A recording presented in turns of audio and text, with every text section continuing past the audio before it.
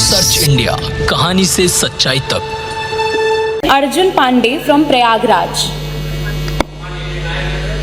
एवं सभा में उपस्थित सभी गणमान्य जनों को मेरा प्रणाम। जिस विधानसभा को आचार्य नरेंद्र देव, पंडित गोविंद वल्लभ पंत और चौधरी चरण सिंह जैसे नायकों ने सुशोभित किया, उस देश की सबसे बड़ी विधानसभा को मेरा सादर प्रणाम।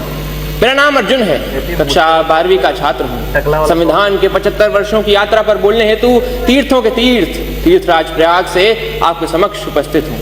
यूनिवर्सिटी ऑफ शिकागो के प्रोफेसर टॉम गिन्सबर्ग ने 1789 के बाद लिखे गए 190 संविधानों का अध्ययन किया और पाया कि इन संविधानों का औसत जीवन मात्र 17 वर्ष है, परंतु भारत का संविधान भारत के उत्कृष्ट मानवीय उपादानों का प्रतिनिधित्व करते हुए 75 वर्षों बाद भी आज दृढ़ता के साथ विद्यमान है। यह इसलिए भी क्योंकि भारत का संविधान मात्र 2 वर्ष 11 महीनों के विमर्श से तैयार हुआ एक दस्तावेज नहीं, अपितु 200 वर्षों की सतत साधना से परिणित नवनीत है। ये यात्रा एक राष्ट्र के रूप में हमारी आत्मा का, हमारी सामूहिकता का उत्सव है। प्रसिद्ध जर्मन दार्शनिक इमैनुअल कांट ने अपनी पुस्तक क्रिटिक ऑफ प्रैक्टिकल रीजन में लिखा था कि constitution to be just must achieve the highest level of possible freedom for human individuals. Kant की इसी वैचारिकता को अपनी समस्त समग्रता में समेटने का काम संविधान ने किया और एक समावेशी लोकतंत्र संजोया। भारत का संविधान सिर्फ इसलिए बड़ा नहीं है क्योंकि इसमें 1.5 लाख शब्द हैं, अपितु इसलिए भी क्योंकि इसके पृष्ठों से महात्मा गांधी के हिंद स्वराज, भगत सिंह के क्रांति, अंबेडकर के सामाजिक न्याय और नेताजी बोस के संप्रभु और सशक्त भारत की आकांक्षाएं भी परिलक्षित होती हैं। संविधान की यात्रा सरल नहीं रही है।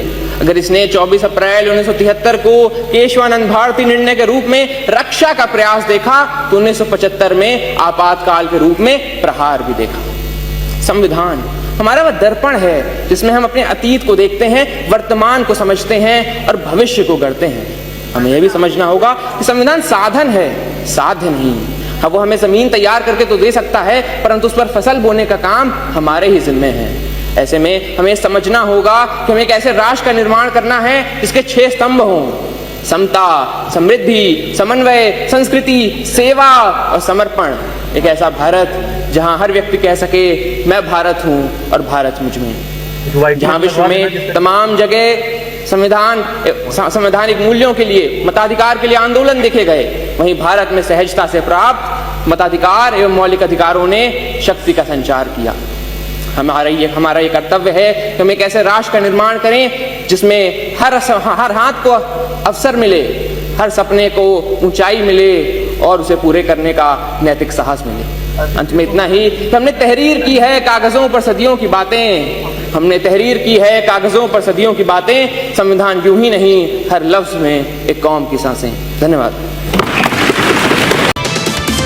सर्च इंडिया, कहानी से सच्चाई तक।